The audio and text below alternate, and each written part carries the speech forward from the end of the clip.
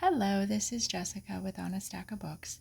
I am going to be reading from this darling little edition that I picked up of A Christmas Carol by Charles Dickens. I started reading this book this Christmas on just a copy that I had, and then of all places, I was at a store called Five Below, and they had this really sweet hardback book, and it's The Christmas Carol, and so I picked it up because it was only $5, and it's just very, very sweet, and it has an introduction to the classic story or the classic poem, and there's a preface, but I'm actually going to read the introduction because I just think that we're all so familiar with the Christmas Carol, whether you've seen the movies or heard the story or read it yourself. We know Scrooge, we know sort of the idea of the story if we don't know it, in its entirety. Bear with me, there are a lot of big words in this introduction, but I do find it very interesting, and so I wanted to share this reading along with a beading project that I did for the Christmas Carol book. So this is the introduction, and it is written by G.K. Chesterton, who was an author as well. So the popular paradox of A Christmas Carol is very well symbolized in its title. Everybody has heard Christmas carols, and certainly everybody has heard of Christmas. Yet these things are only popular because they are traditional, and the tradition has often been in need of defense, as Dickens here defended it. If a little more success had crowned the Puritan movement of the 17th century or the utilitarian movement of the 19th century, these things would, humanly speaking, have become merely details of the neglected past, a part of history or even archaeology. The very word Christmas would now sound like the word Candlemas.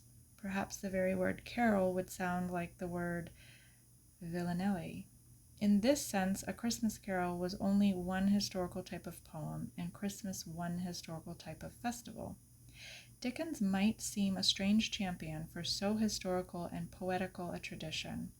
He wrote no poetry. He knew no history, for the historical book which he wrote for children was not half so much right to be called history as Sam Weller's cheerful song beginning Bold Turpin Bunce has to be called poetry. He saved Christmas not because it was historic, but because it was human. But his own adventure serves to show how many things equally human have been suffered to become merely historic. Dickens struck in time and saved a popular institution while it was still popular. 100 atheists are always ready, aesthetes, I'm sorry. 100 aesthetes are always ready to revive it as soon as it has become unpopular. The modern intellectuals show great eagerness in reviving an old custom when once it is destroyed. They show particular eagerness in reviving it when they have themselves destroyed it. The educated classes are everlastingly sweeping things away as vulgar errors and then trying to recall them as cultured eccentricities. The intellectuals of the 20th century are now crying out for the folk songs and Morris dances which the intellectuals of the 19th century condemned as superstition, and the intellectuals of the 17th century as sin. It would be an exaggeration, perhaps, to say that the advanced intelligence is always wrong, but it would be safe to say, at least, that it is always too late. But Dickens was not too late. It was precisely because he was a man of the people that he was able to perpetuate the popular hold upon one of the customs that had only begun to slip from the popular grasp. If he had appeared 20 years later, when the new Puritanism of the industrial age had run its course, the popular enjoyments of Christmas might have become refined merely by becoming rare. Art critics might be talking about the exquisite proportions of a plum pudding as of an Etruscan pot, and cultured persons might be hanging stockings on their bedposts as gravely as they hung Morris curtains on their walls.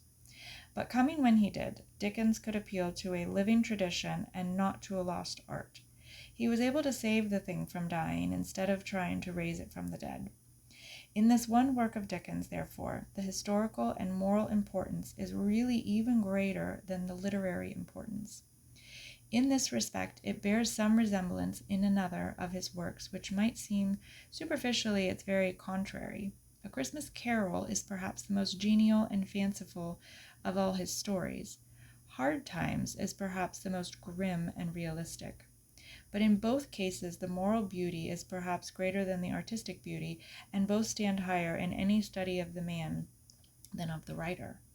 And although one represents the first skirmish in defense of the old traditions, and the second the final pitched battle against the new theories, in both cases the author is fighting for the same cause. He is fighting an old miser named Scrooge and a new miser named Gradgrind. But it is not only true that the new miser has the old avarice, it is also true that the old miser has the new arguments. Scrooge is a utilitarian and an individualist. That is, he is a miser in theory as well as in practice. He utters all the sophistries by which the age of machinery has tried to turn the virtue of charity into a vice. Indeed, this is something of an understatement. Scrooge is not only as modern as Gradgrind, but more modern than Gradgrind. He belongs not only to the hard times of the middle of the 19th century, but to the harder times of the beginning of the 20th century. The harder times in which we live. Many amiable sociologists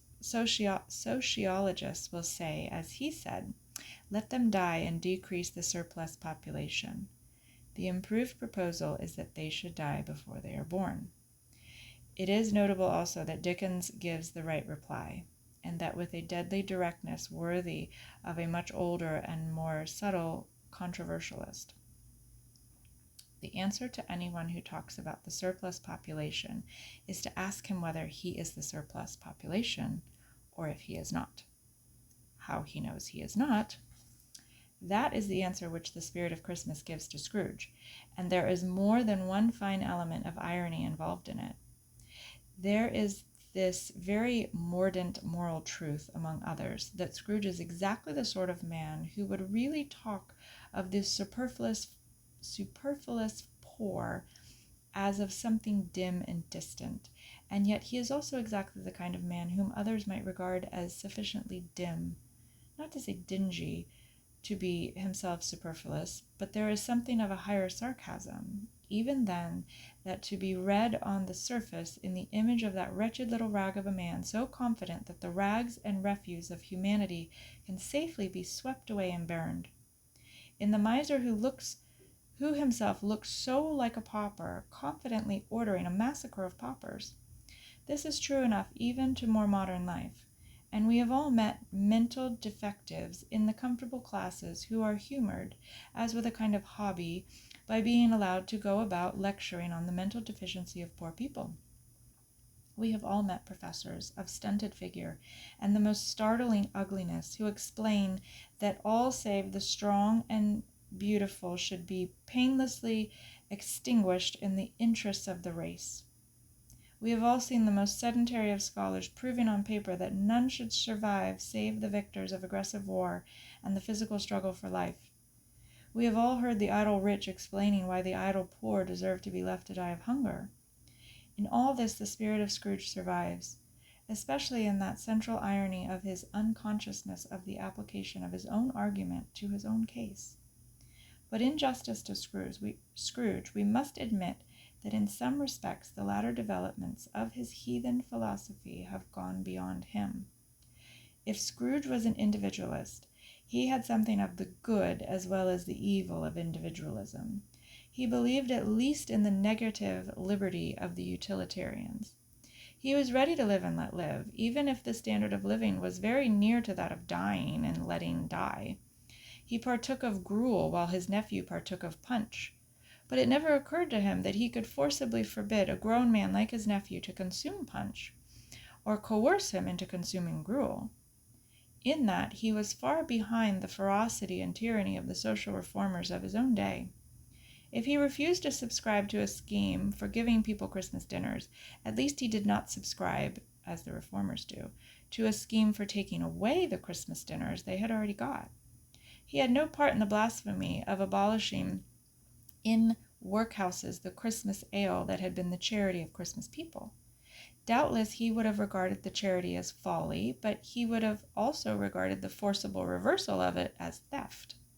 He would not have thought it natural to pursue Bob Cratchit to his own home, to spy on him, to steal his turkey, to run away with his punch bowl, to kidnap his crippled child and put him in prison as a defective. To do these things, he would need to be the more enlightened employer of a more progressive age than that in which A Christmas Carol was written. These antics were far beyond the activities of poor Scrooge, whose figure shines by comparison with something of humour and humanity.